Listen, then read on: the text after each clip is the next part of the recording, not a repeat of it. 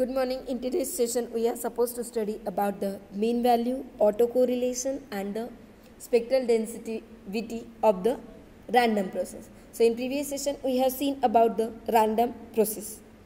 It is the collections of the random variable. If we are giving these random variables the function of time at that time, we are saying that collections of the random variable as a random process, and mathematically we are deriving random process as it is defined as collections of the time functions together with the probability rule, which will assign probability to any meaningful event associated with observation of one of the sample function of x of t.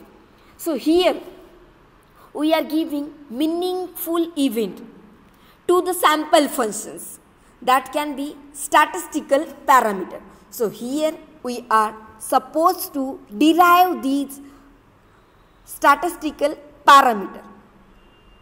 So here we will needed qualitative measure to specify the random process. If we are taking x of t, that is taking as a random process, you can see here the waveform. We are taking the x of t, that is the random process.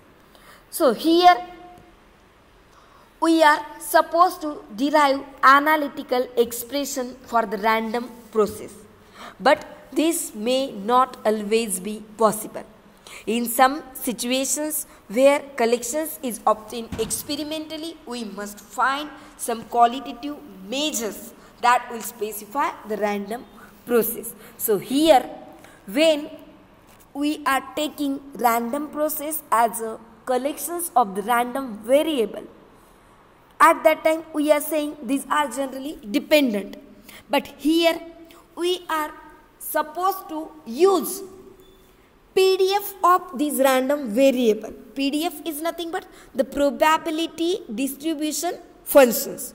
So here we are saying we are taking the random process as a ensemble of the time functions together with a probability rule that will assign probability to any meaningful event that will associated with observations of one of the sample function of x of t. So here we are saying we will need the PDF, probability distributions functions of random variable. So here firstly we will see about the mean value. At that time you can observe the waveform here. If we are taking the random process x of t, so for a random process x of t, we will define the mean value that can be defined as expected value of a random variable, which we will get by observing the process at some time, because mean is nothing but when we are studying about the mean in the statistics, in the mathematics, at that time what we are taking in the mean, we are supposed to take the average, but here we are supposed to take the average of the time functions. How we are supposed to take for the some sample values. So if we are taking the random process x of t, at that time we can define mean that can be the expected value of a random variable, which we will get by observing the process at some time t. So here we are taking on the x-axis time. On the y-axis, if you see, we are taking there the random process. So here we will get the mean, or you can say the average. The mean value of the random variable we will get by observing the process at time. So here the mean value you can denote by x bar, you can denote m suffix x of t. It means what? That will be the mean of x of t. So here you will get that as limit t tends to infinite 1 integration from 0 to t x of t dt. So here we can say the mean value, that is the height of the rectangular area which will have some same area that under the function x of t. So we can call mean value as first moment of the probability distributive functions. So we can calculate mean value of the random process like limit t tends to infinite 1 of t 0 to t x of t dt. X of t is nothing but it is the random process. T the total time. So here we are taking from 0 to t. So on that we are supposed to take that as a, it will be the function of time. So you will get here the mean. So here we will see about the mean square value, variance and the standard deviation of the random process. Mean square value, the variance and the standard deviations of the random process. So here we are taking the same diagram again. We are taking on the x-axis the time and on y-axis we are taking the random process. So here we are supposed to calculate the mean square value. We have derived already the mean. How we will get? You will get limit t tends to infinite integration 0 to t x of t dt. So here we are supposed to take mean square value. So that will be the mean square. So you can take x square, you will get limit t tends to infinite 1 of t 0 to t integrations x square of t dt. Now we are supposed to study about the autocorrelations and autocovariance. So here now we can talk about the variance. So you will get the variance that will be analogous to the autocorrelations, because if we are taking the autocorrelations of the random process at 2 times, simply if we are taking at 2 times, you can take at t1 and t2. So you will get the correlations of 2 random variables. This will be x of t1 and x of t2. So we can say if we are talking about the covariance of the random process, at that time you will get variance. You will get that will be sigma x square equal to x of t minus x bar, that is nothing but x of t is the random process. X bar is the mean of random process and whole square. So you will get limit t tends to infinite 1 of t 0 to t x of t minus x bar whole square dt. So here you are taking the average of square of deviations. Average of the square of deviations of x of t from the mean value. So you will get the variance of the random process. So here we are denoting standard deviations, that we are taking sigma x is the square root of a variance. So here you will get the variance value that will be equal to, you will get x of t minus x bar whole square. So now we can see about the autocorrelations. So you can see here about the autocorrelations. If we are taking the autocorrelations or autocovariance, that will describes the general dependency of the random process with its value at a short time.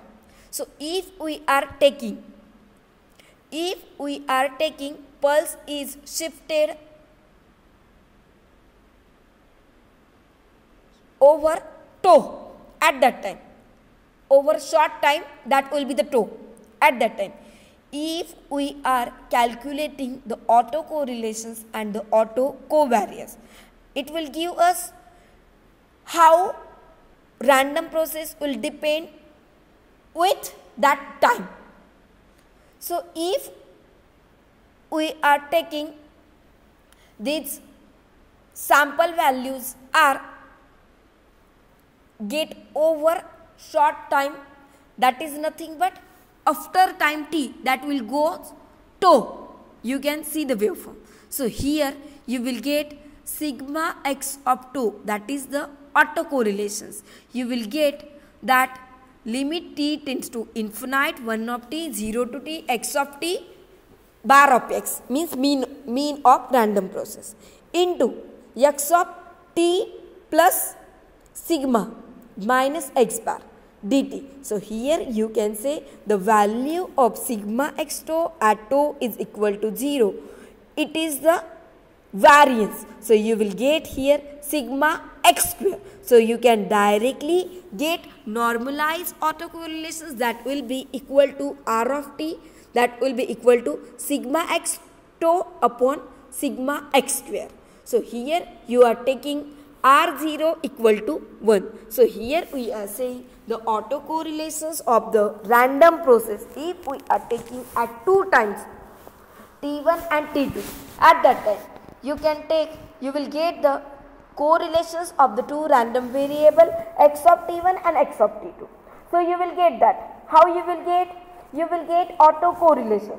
So you can denote like E of x of t1, x of t2, that will be equal to r x of t1, x of t2. So here you will get how these are correlated with each other. So here if you see the waveform, you can see here, so you will get, if we are taking the time on the x-axis, here we are saying time lag, and on the y-axis we are supposed to take r of 2, that is nothing but autocorrelation. So here the autocorrelations for the random process eventually decays to 0 at large tau. If they are going beyond time t, that will be tau. So you will get here autocorrelations eventually decays to 0 if we are taking the large value of tau. And you can say the autocorrelations for sinusoidal process, that is nothing but the deterministic. It is a cosine functions which does not decay to 0. You can observe here the waveform for the autocorrelations. You are taking r of t autocorrelations on the y of t, y-axis. So here you will get t1 equal to 0 to infinite integration r of tau d tau. So here we can say the area under the normalized autocorrelations function for the fluctuating wind velocity measured at a point, and it will be a measure of average time scale of it is being carried past the measurement point. We are taking that as a t1.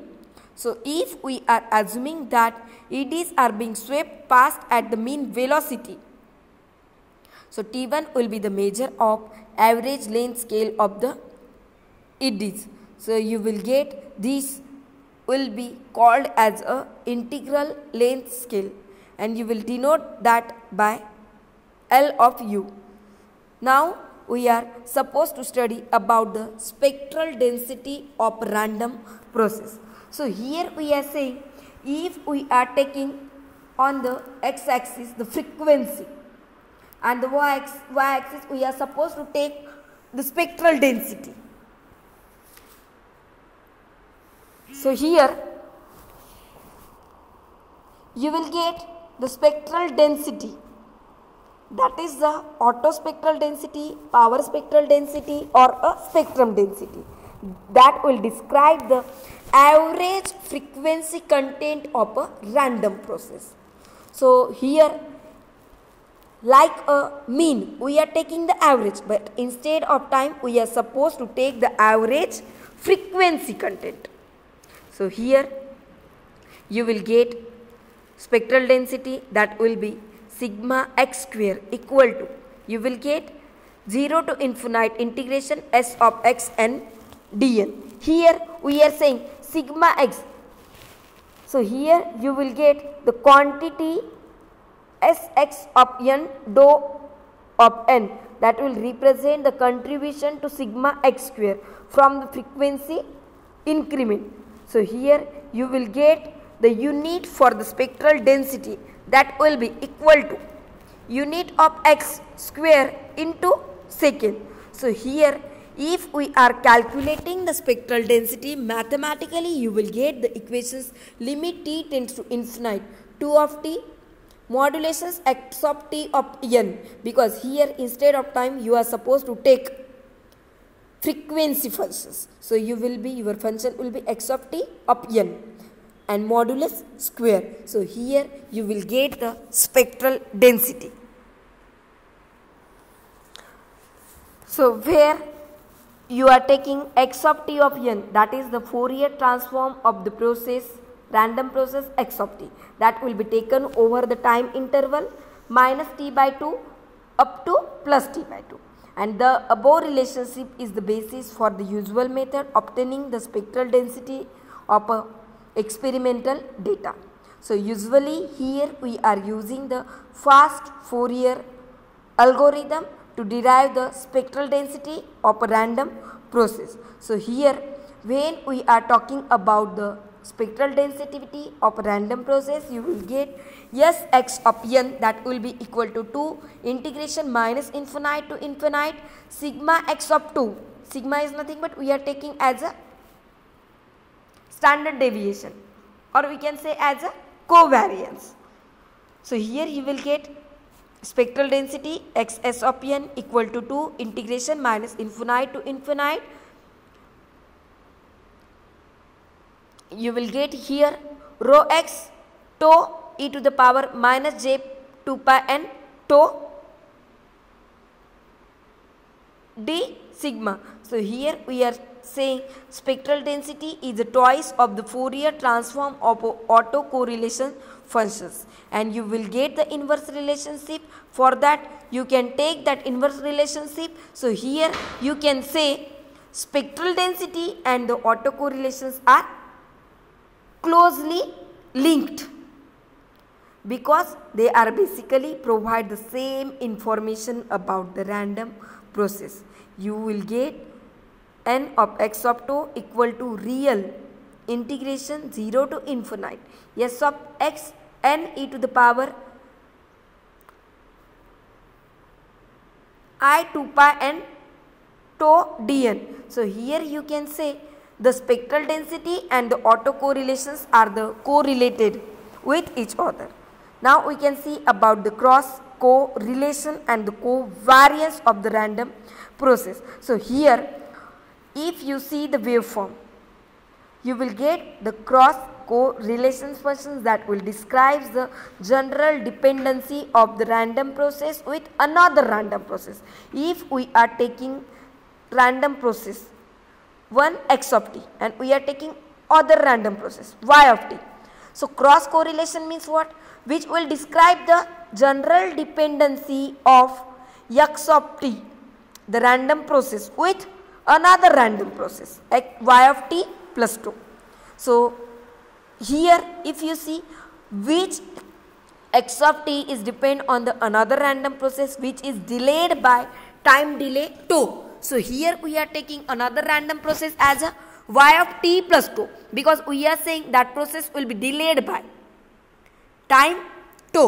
So you will get cross correlations of x of t with y of t plus 2. You will get as c of xy tau, that will be equal to limit t tends to infinite 1 by t integration 0 to t x of t minus x bar. That will be the, you are taking the correlations for x of t. Now you are supposed to take cross correlations. So here you are supposed to take the value for y of t plus 2. So you can take y of t plus 2 minus y bar. It means what? The mean of y dt. So here you will get the cross correlations which will describe how x of t will depend on the another random process which will delayed by 2 y of t plus 2. So here now we can see about the covariance. So here we are saying covariance is nothing but it is the cross correlations functions with time delay tau which will set to 0. So here you will get cxy of tau की जगह तुम्हें क्या मिलेगा? cxy of 0 because here we are taking the cross correlation functions only with the time delay tau, which will set to 0 value. So you will get Cxy of 0 equal to bar of x dash of t, y dash of t. So here you are supposed to integration of that. How you can take? Limit t tends to infinite 1 by t in bracket x of t minus x bar, in another bracket y of t minus y bar dt. So here you will get x dash of t and y dash of t are used to denote the fluctuating parts of the x of t and y of t. So here we have finished about the cross correlations and the covariance. Now we can see about the correlations coefficients. So correlation coefficient is the covariance. So you will get the correlation coefficient rho, that will be, it is the covariance normalized by standard deviations of x and y. Standard deviation of x, sigma x. Standard deviation of y, sigma y. So here we are supposed to solve equation for the correlation coefficient. So we are denoting correlations coefficient by letter n. So you will get correlations coefficient neta bar equal to neta vector, not a neta bar. You are supposed to take here correlation coefficient. So you will get that equal to covariance. That is the covariance normalized by standard deviation of x and y. So you will get in numerator covariance. So you can take bar of x dash of t, y dash of t. जैसे हमने यहाँ पे covariance solve किया था. Like that you are supposed to take. And now in denominator you are supposed to take standard deviation of x and y. So you can take sigma x dot sigma y. So when x and y are identical to each other, at that time the value of sigma is plus 1. So you can see you will get the correlations, that will be the full correlations. And if y of t equal to minus x of t, the value of rho will become minus 1. So we can say in general you will get the value of rho will be in between minus 1 to plus 1. Remaining we will see in the next class. Thank you.